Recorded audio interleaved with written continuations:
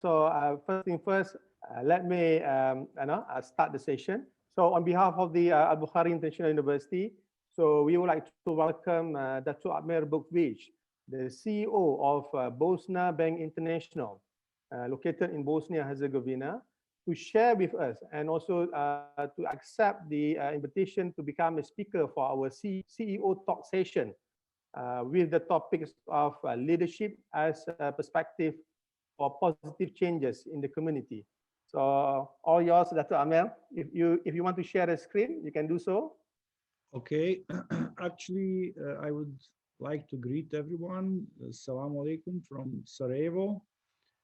And I wish we could all be in the same auditorium, but we are having this session online. Okay.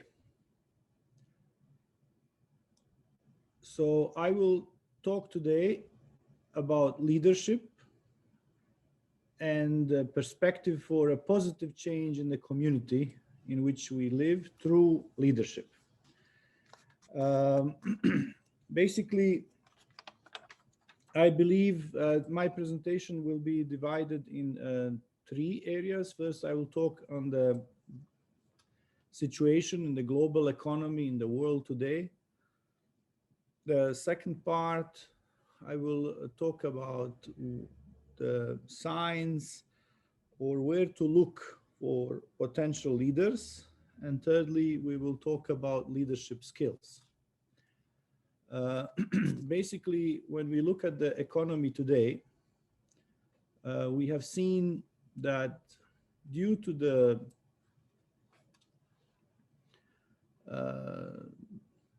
mindset of the leaders in the previous decades, we have reached a very challenging times in the world economy.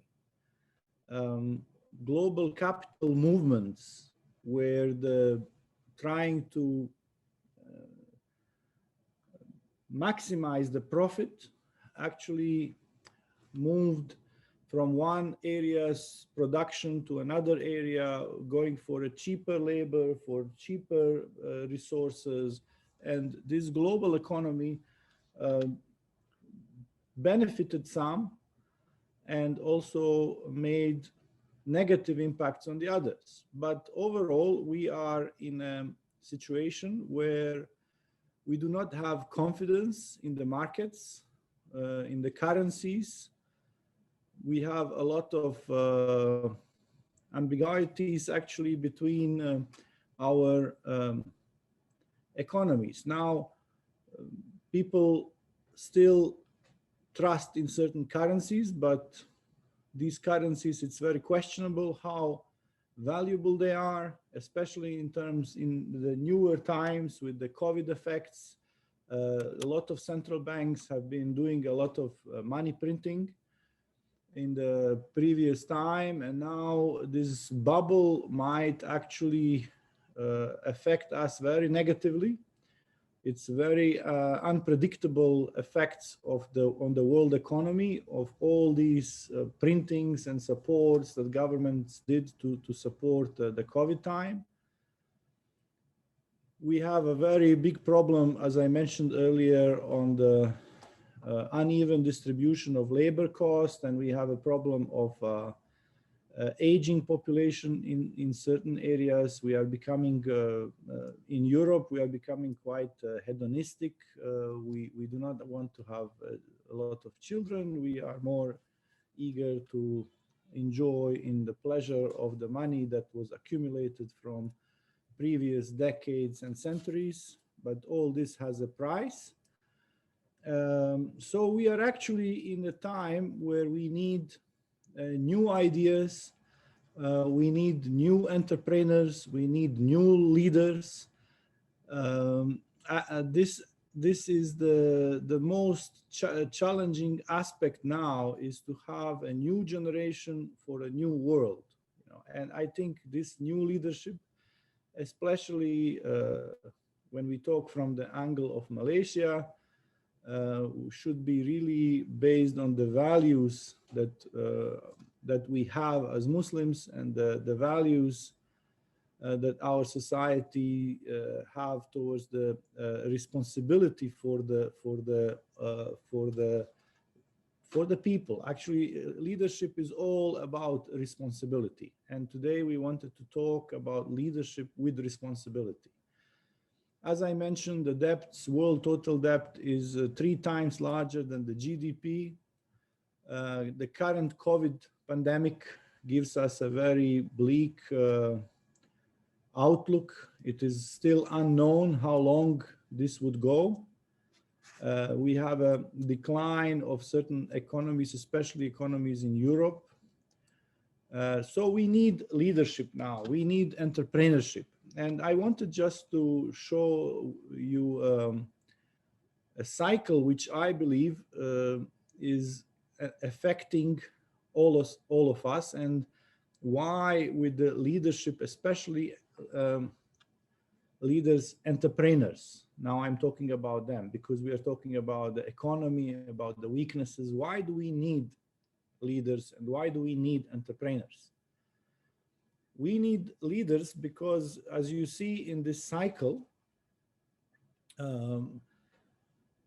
in Bosnia, for example, we were working very hard to invite capital, to invite investments. But when the investments come and when the investors come, we actually have a very big challenge of engaging this capital into the economy, properly engaging the capital. It's not all about capital. It's about a good idea, a good leadership, a good implementation, a good management. And this is actually where the entrepreneurs come. And when they do, when this capital comes in, they create new employment. The employment creates a new vibrant middle class in the society.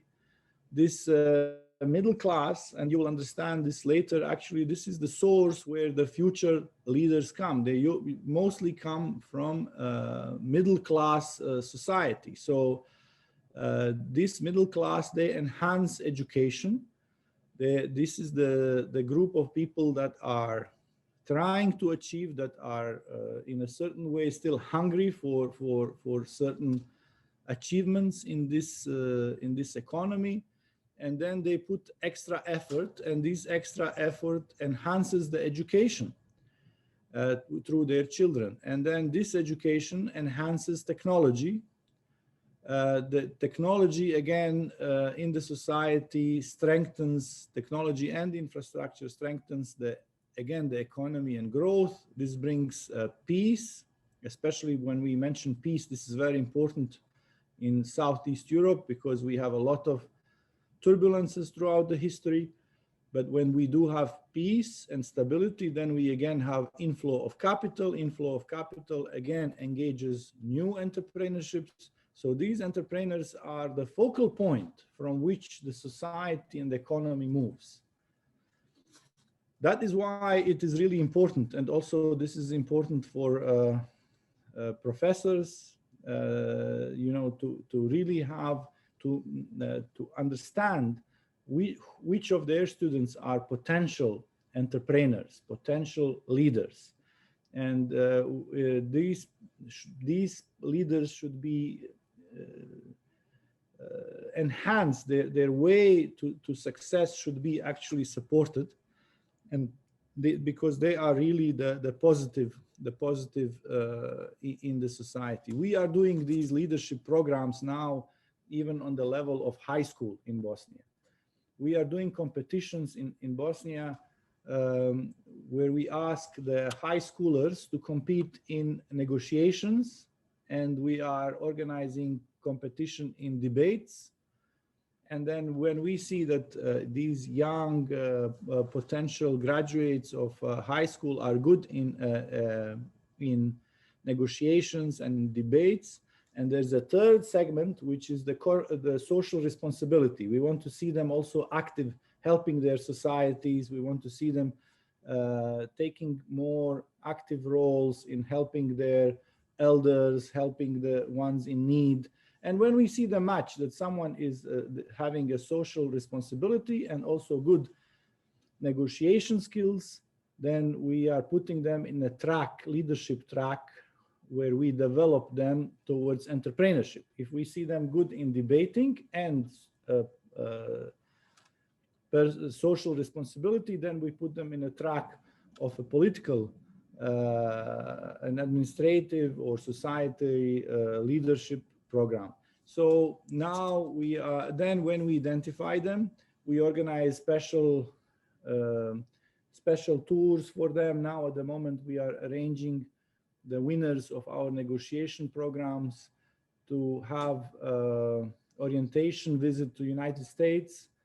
We are sending them to Chicago, to the companies there, to see how to get oriented for a 1-month program. We are sending some to Australia. We are sending some to United States. I think, Professor, we can also talk on cooperation of sending them to Kedah in the future after this pandemic is under control. But this would be really good to introduce our young leaders with your young leaders and have some joint program.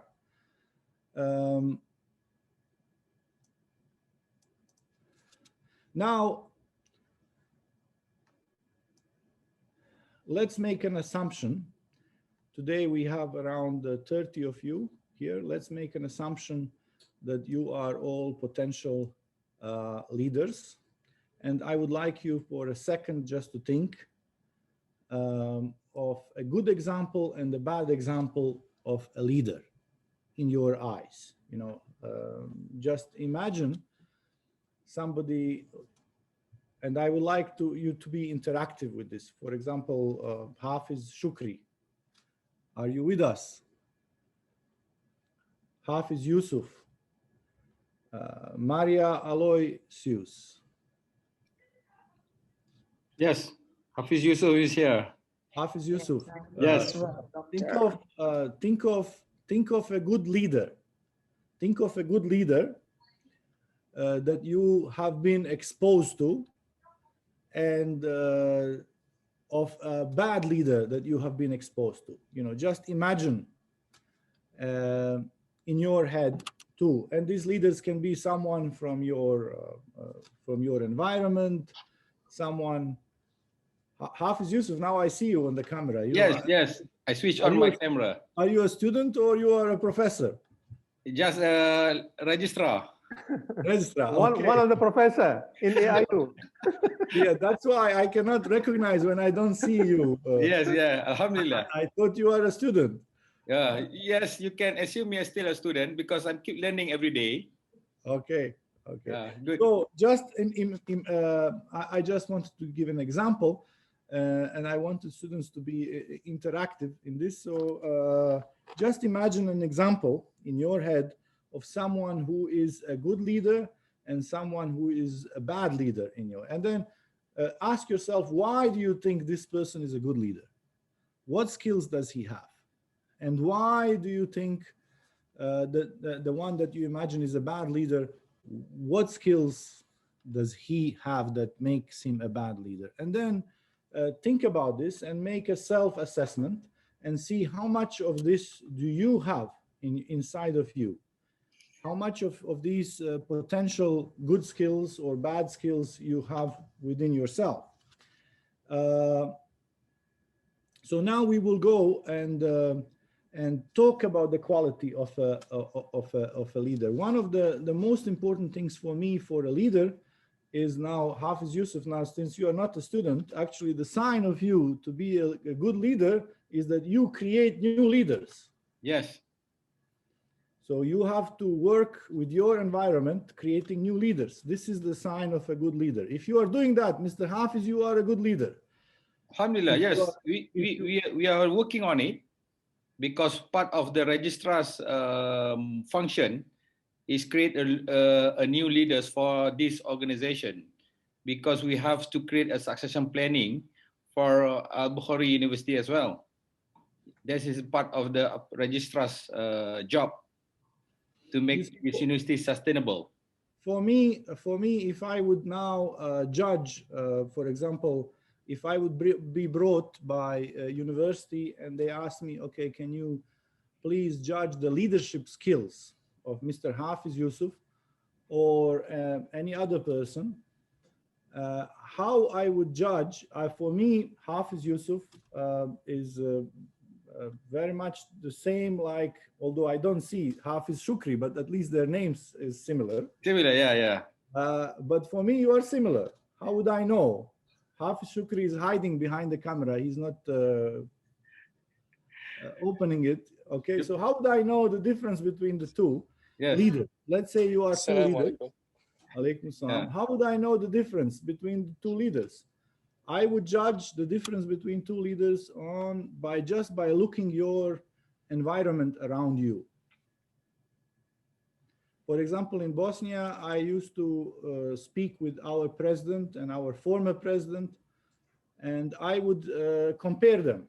And I would say, okay, you, Mr. President, I don't know how good leader you are or not.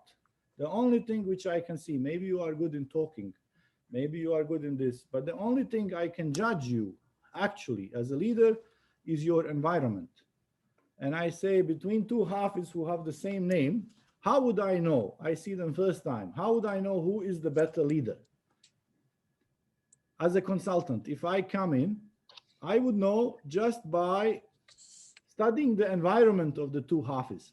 Yeah. If Hafiz Shukri is surrounded by more capable people and he manages to keep them around himself, then Hafiz Shukri is a better leader than Hafiz Yusuf. Yes, I That think is so. the only way how you can judge the quality of a leader. That is the only way. I'm trying to make this presentation more interactive. You know, Yes, very interactive. hiding. Yes. Otherwise, you'll be hiding behind the cameras. Now, slowly, I see the cameras are being opened. Okay, so that is now looking back to the past, and how do we look at leadership in the past? Which leaders are the source of inspiration for us? Now, I wanted to look at some elements of some leadership skills and just look at some certain elements to it. You know, I would tell you a story of Prophet Musa alayhi salam. When Prophet Musa alayhi salam was fighting to enter Jerusalem, he called his people and he asked them that let's go to fight and enter Jerusalem. We have been instructed by the divine. And his people responded to him, okay, why don't you go with your God and fight and enter there, we will come later. After this response, what did Prophet Musa alayhi salam do? He went for 40 years wandering in the desert. 40 years with his Jamaat, with his people. He was going around. Why 40 years? Because sometimes leadership with some people, they are not ready. These were people of which had slave mentality. They had lack of courage. And then he waited for a new generation to come. He waited for another 40 years wandering in the desert for the new generation to rise, because he knew that he cannot succeed with an existing generation who were the former slaves of Egypt. So they did not have the material, they did not have the courage to confront the future which they were, they did not have the courage to take risk, to get rid of the mental and physical slavery which they inherited, you know, with their previous experience. So there are what I want to say is maybe our societies are not ready for some fundamental changes sometimes. So we do not have actually instant solutions. There is not something that our respected professor would tell us and we would just go and tomorrow change the world. It is not always like that. You have to have the environment ready for the change. You have to be in the environment that is positive towards change. And sometimes we have very negative experiences. Sometimes we have, like Musa alayhi salam, he was with the people who were slaves before. They did not have courage to face the reality of that time. Then also a very important element of which Ibn Khaldun, you know, I used to study Ibn Khaldun while in Malaysia, and my professor was Professor Louis Safi, and he was very, very passionate about Ibn Khaldun, so we really had to study Ibn Khaldun very carefully. Ibn Khaldun was always a challenge for me. You know, after studying Ibn Khaldun, he could not get out of my head. Why? Because Ibn Khaldun really challenged me in one aspect. Ibn Khaldun talks about cycles in the society. He says that within 120 years in the family, you move from Imran Badawi, the culture of the Bedouin, into the culture of civilization, Imran Hadare. You had the prime minister in Malaysia, Mr. Badawi, who I met and many times, and I respect him. He was promoting Imran Hadare or Islam Hadare, right? He had this, the Hadare, the civilizational Islam, the Islam of the cities. So Ibn Khaldun said actually that Imran Hadare is the declining civilization. He said that the rise of civilization is from the villages, from the kampung. Actually, the people from kampung come and they make big results. They don't have rich parents. They don't have anything. They have just big desire. They have hunger. They want to achieve something. And he says this cycle is 120 years. First generation is 40 years. Second generation is 40 years. And the third generation, the declining civilization, is again 40 years. So he said that actually it comes from hunger. It comes from poor families. It comes from people who do not have richness in their background. They are the ones who become rich. They are the ones who create results. They are the ones who take risks. They are the ones who become entrepreneurs and leaders. I had my parents were quite well off. You know, both of my parents were engineers. My grandfather was an economist. My great-grandfather was a professor. And my great-grandfather was a professor in Medina, actually, Munawwara. And I always had, you know, this, well, if this is the case, then I am a failing generation. You know, I am the one who's going to fail. Because according to Ibn Khaldun, it goes 3 cycles. And then you from this Imran Hadare, from the ease of the life, you go into failure. So that's why he was always a challenge for me. And I said, well, even if my parents or grandparents or great-grandparents were successful, I actually need to be successful despite the odds. And I always challenge this. But in Bosnia, there is another thing. We have always wars. We have always crises. We have always problems. We have always killings. And because of this, we always start from the beginning. We are always from kampung. Every generation we are coming from kampung, you know, so we start from the beginning. We build something, then they come and they kill and destroy, and then we have to build it again. That's why this Ibn Khaldun theory doesn't work well with Bosnia, but actually it does work well with most of the world. You know, when I was a professor in Saudi Arabia, I would just ask my student, trying to understand in which part of Ibn Khaldun cycle he is, and it was like a Swiss formula. You know, there was no mistake. If he is in the first, he's successful. If he's in the second, he's medium. If he's in the third, or if he's a grandson of a successful person, he was an absolute failure. Unfortunately, this was my experience. You know, Ibn Khaldun is quite right. So you have to really work. If you come from a well-established background, you have to put this as a challenge, as I did to myself. And I said, no, despite this, I have to work hard, and I have to go through a very hard experience, but I have to win. I cannot lose. Another also very interesting example of a success is Alexander the Great. He was the son of the king, but he had a teacher. Today, I am giving a presentation here, and Professor Rizala Fan is giving presentation to you. But Alexander the Great had the privilege that Aristotle was his teacher. much better than me teaching today to students in Bosnia or in Malaysia or wherever I teach. So if you have a great professor like he had, then you have also a great potential. Also, a very interesting thing is, how did we start the leadership? How did it start? We're talking about how did Hegel, a famous German philosopher, had a dilemma. He said, how did we reach the slavery in the Stone Age? How did we reach? We were in the Stone Age, we were all the same, right?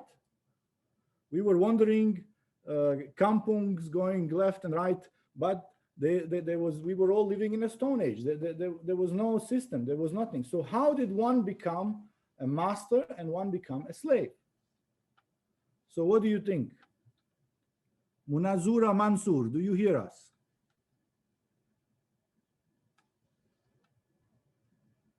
Munazura closed the camera and closed the microphone. Niran, do you hear us? Niran is also afraid to answer. Najiha Mahmoud. Yeah, Dr. Amer, since... Yes. Can you hear me, doctor? Because I seem to be going in and out. Okay. Yeah, I would just like to share. As you asked the question just now, I think it's very relevant to I think the psychology of leadership is very weak nowadays. And I think we have to rethink who our leaders are and whether we are to follow them. That is very important. And I also feel that the main purpose of the leader, especially if I feel like lecturing or going into class, is not to motivate students, but rather to tap into their sense of purpose. So I think motivation is just a byproduct of leadership. The main purpose has to be for you to help them to seek the truth and for you to look into their purpose. Because there is this so-called thinking where the youths of the world have to change the world. We have to constantly change, but I don't think so. That is a really great mentality. I rather feel that they should start with themselves, and only with yourself, then further change happens. So yeah, I think you are right. You are right. The self-assessment of yourself is the most critical and most important part. But my question, Maria, I'm putting a question. How did we, in Stone Age, we had two human beings, right, going around hunting and just living in cave. How did one become master and one become a slave? I think that will boil down to a hierarchy dominance, I think, doctor. How the hierarchy was established in the first place. Yeah, I think it's also much of biological characteristics as well. Even if you compare if it's men and women or even genders, or how does one man overpower the other? I would say it's much. You think it's about power. So one man was more powerful than other men, and he became the master, and the other man became a slave. Hegel put this assumption, but he said this is not the case. Why? Because the man which is less powerful, he can just bring a stone, while the big powerful man is sleeping and hit him in his head, and he will not be powerful anymore. That's what Hegel said. And then he said, well, maybe the other guy, do you have any other assumptions? Hegel had other assumptions. He said, maybe the other guy was smarter. He said, maybe he's smarter, so he made the other guy a slave, just listen to whatever he wants him to do.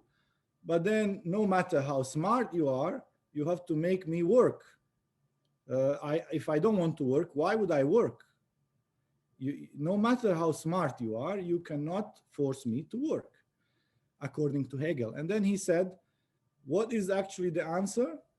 The one who was ready to take risk at any point of time, anytime they would meet in the jungle or on the corridor somewhere, whenever they meet, one was always ready to risk his life, not to be the slave, and the other one was making compromises. He said, okay, let's not fight. The one who said, okay, he actually became a slave. So that is, according to Hegel, how we reached, this master-slavery relationship. So You must take risks. If you are a leader, you must take risk. And by the way, why did we have this hierarchy established in the first place? Maria is talking about the hierarchy. Why is the hierarchy established? We were all wandering in jungles, hungry and trying to look for meat.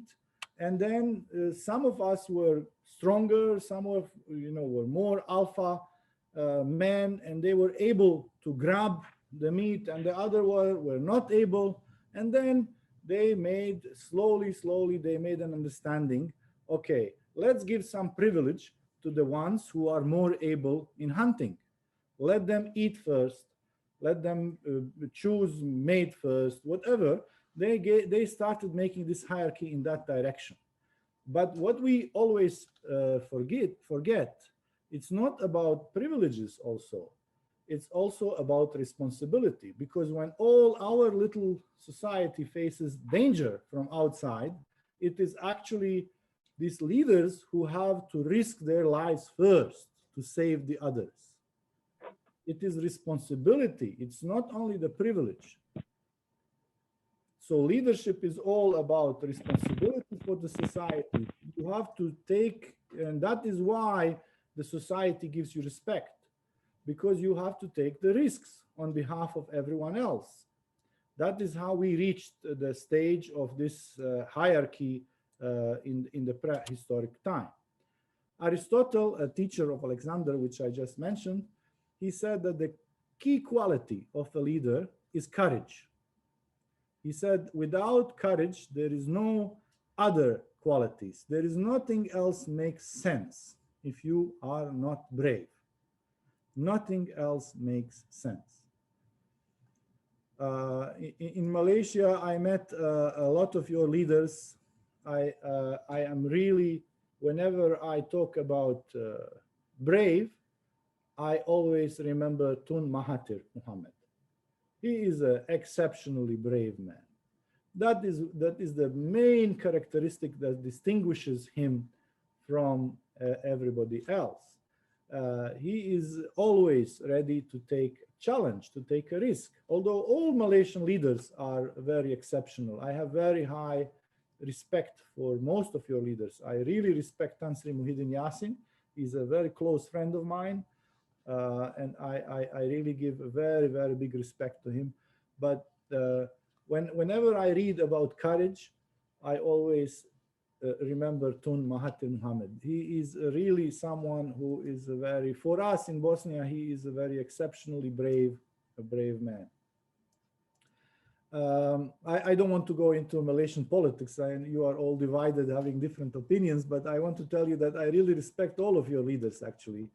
But Tun Mahathir from Kedah is really, you have to be very proud that your state gave such a brave, a very honorable man.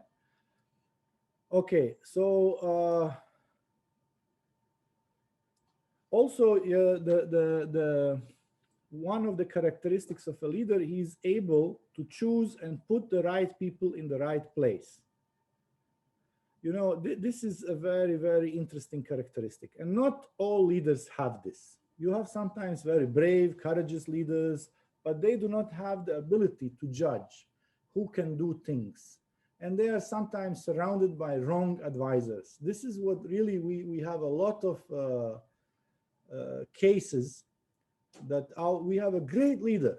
We have great track record, you know, but then suddenly you cannot believe his choice of ministries, who he appoints as ministers, or who he appoints as the, if we are talking in the corporate governance, who he appoints as the sector heads, director of departments. We cannot understand why, because not all leaders have the ability to judge people. So we should look at the example in the past, and we should look at the for leadership and entrepreneurship, which I believe is very important. Which we should look for originality, for determination, courage to take risks, ability. One very important thing is also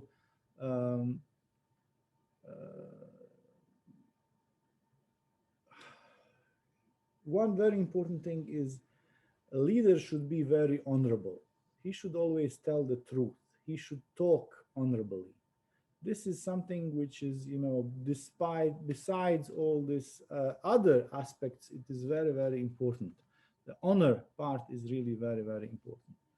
And as I mentioned, we really have to work with younger generations. The best leaders are those who work on very long run. I always admire Malaysia for their strategic vision.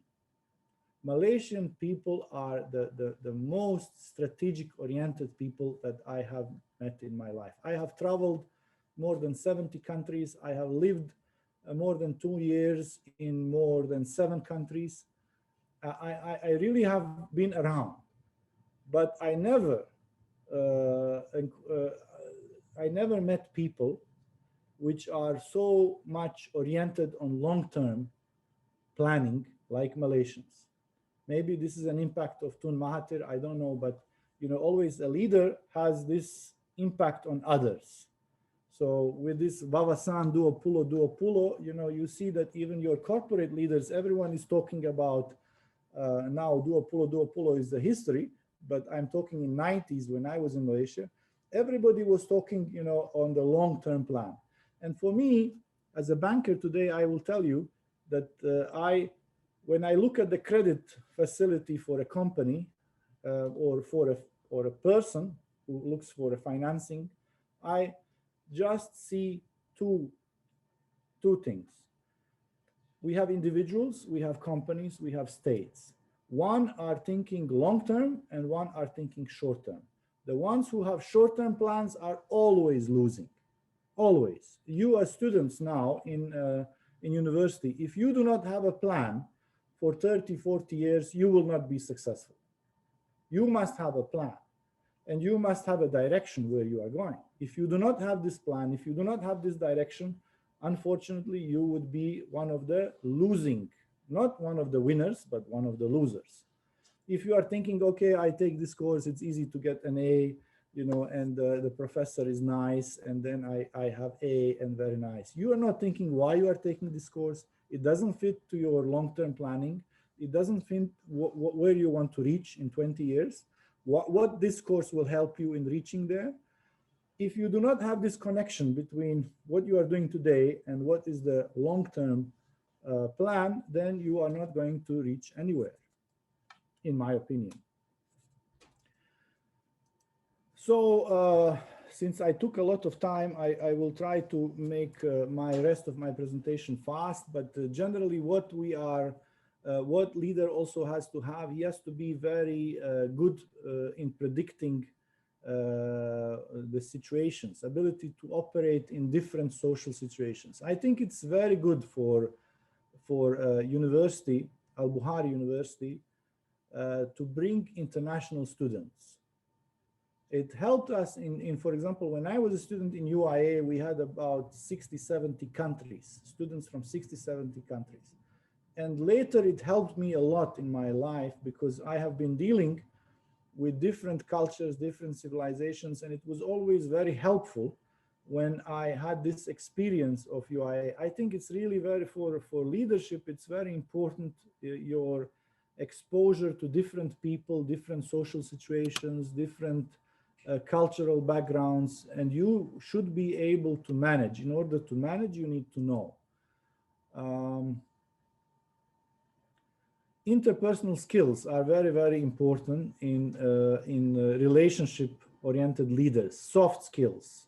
Soft skills. You need to know how to talk to people. You need to get things done by being having good interpersonal skills, which means you have to be an active listener.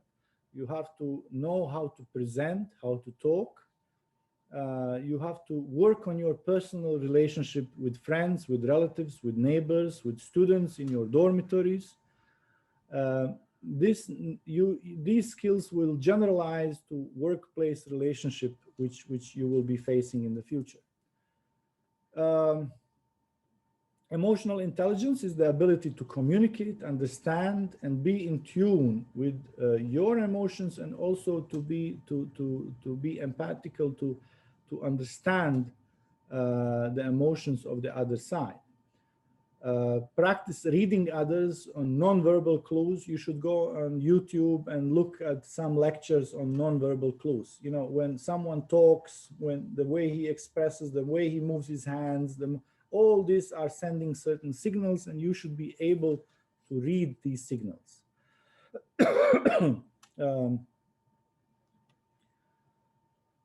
Also, your ability to understand the other perspective. You should understand the person from where he is coming and what he is thinking, and that is called wisdom. If you are able to understand others, then you are wise.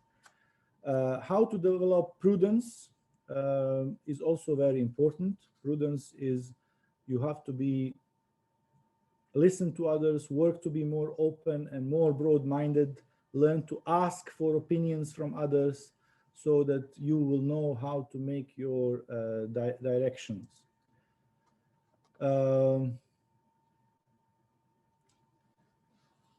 Having the courage to take calculated risk and to stand up for what you believe and do the right thing. This is very, very important. And I think that there is no,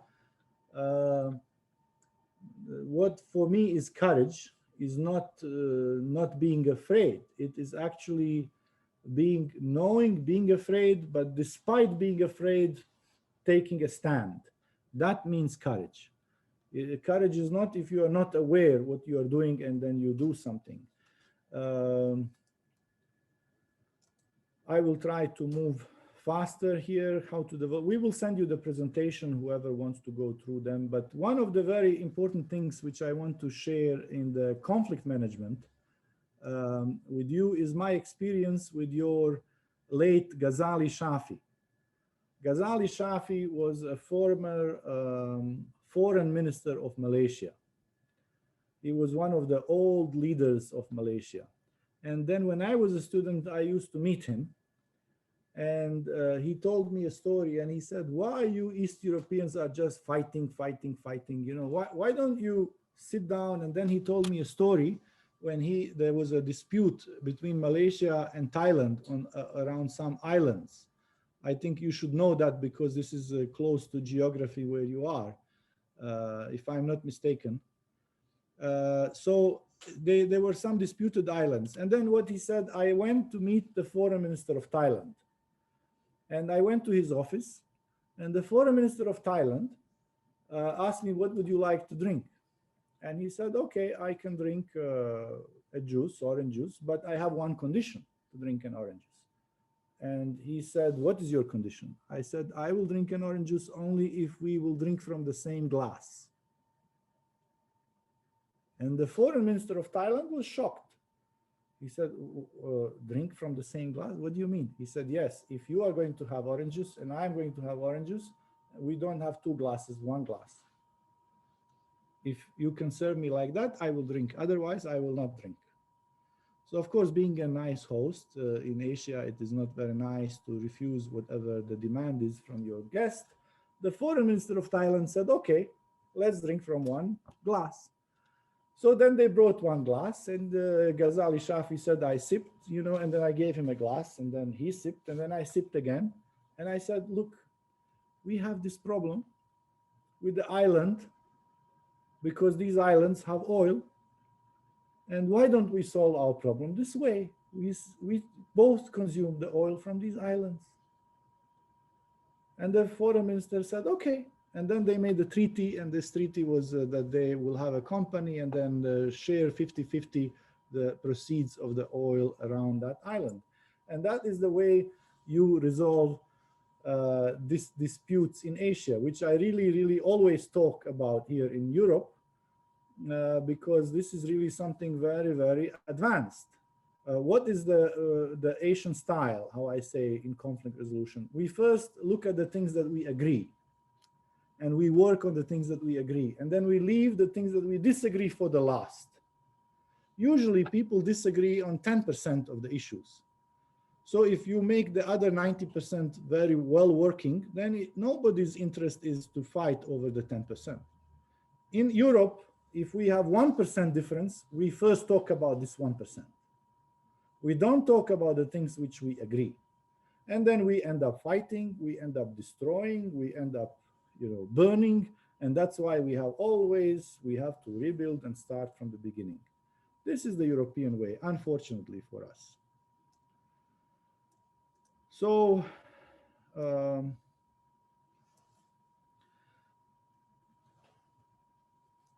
I will try to move now further. So ability to influence others is really very, very,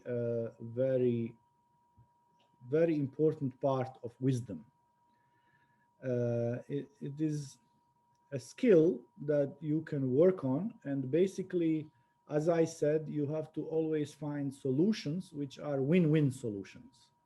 You should always find when you work with people around you, you should make them feel that they are also winning, and that around you they have ability to win. But basically, you should not be selfish. That is the basic element of being able to reach the win-win solution, is not being selfish. And what we are, if we look at leadership as the point where we need to do something for what our value system, for what we believe in, and what we are, then leadership is more responsibility. Leadership is more taking the pressure for others. It is a privilege. Of course, you have certain privileges with it, but then